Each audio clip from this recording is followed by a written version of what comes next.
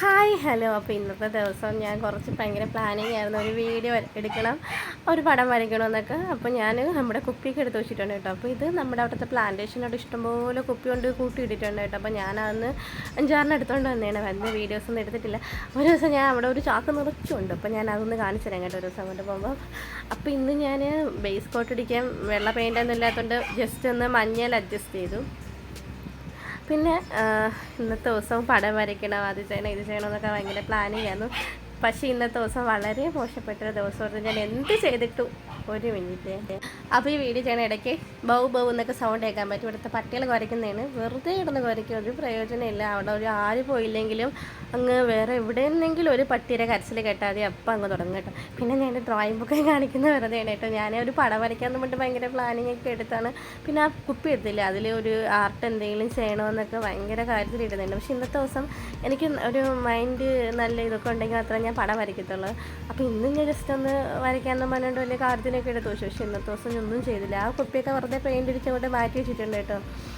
പിന്നെ ഇതൊക്കെ ഞാൻ കഥകളിയുടെ ഒരു ഭാഗമൊക്കെ വരച്ച് നോക്കിയതാണ്. പക്ഷേ അത്യാവശ്യം കുഴപ്പമില്ലായിരുന്നു. ഞാൻ ഹൈലൈറ്റ് ചെയ്തൊക്കെ എടുക്കണം, ഒന്ന് റെഡി ആക്കണം കേട്ടോ.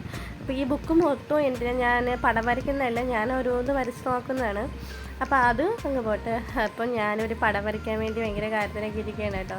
പക്ഷേ ഞാനിതിൽ പടം വരച്ച് കുളമാക്കുന്നുണ്ട്. ഞാനൊരു അസ്ഥിക്കൂട്ടത്തിൽ വരയ്ക്കാമെന്നൊക്കെ ഭയങ്കര പ്ലാനിട്ടിരിക്കുകയാണ്. അങ്ങനെ 3 പേനയൊക്കെ എടുത്ത് വെച്ചിട്ടുണ്ട്.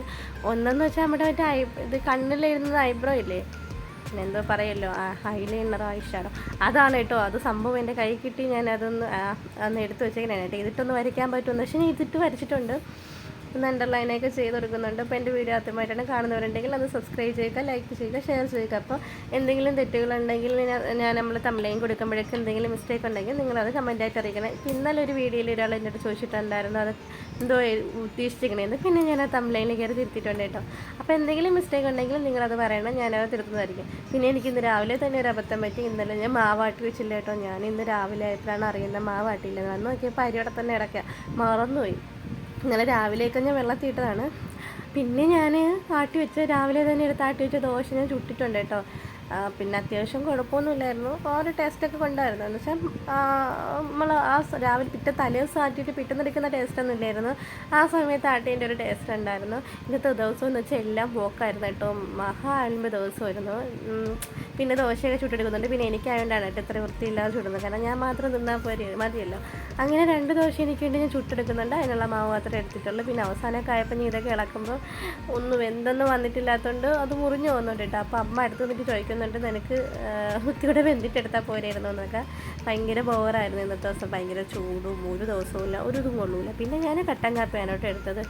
രാവിലെ ചായ കുടിച്ചായിരുന്നു. പിന്നെ അമ്മ ഒരു തീയിലെന്തോ ഉണ്ടാക്കി വെച്ചിരുന്നു കേട്ടോ. കഴിച്ചപ്പോൾ എനിക്ക് സാമ്പാർ കണക്കാണ് തോന്നിയത്. പക്ഷേ കൊള്ളാനും നല്ല ടേസ്റ്റ് ഉണ്ടായിരുന്നു. അപ്പോൾ 2 കോമ്പിനേഷൻ, തീയലുമായിട്ട് എടുക്കുക, സാമ്പാറുമായിട്ട് എടുക്കുക, നല്ല രീതിയിൽ ഞാൻ കഴിച്ചിട്ടുണ്ട് കേട്ടോ. പിന്നെ കട്ടൻ കാപ്പിയൊക്കെ ഞാൻ ഭയങ്കരമായിട്ട് അടിച്ച് തീർക്കുന്നുണ്ട്. കാരണം എന്ന് വെച്ചാൽ എന്തോ ഒരു രസമില്ലായിരുന്നു ഇന്നത്തെ ദിവസം. അപ്പോൾ എൻ്റെ വീഡിയോസൊക്കെ ഇത്രയേ ഉള്ളൂ. പിന്നെ എൻ്റെ അസ്ഥി കൂടി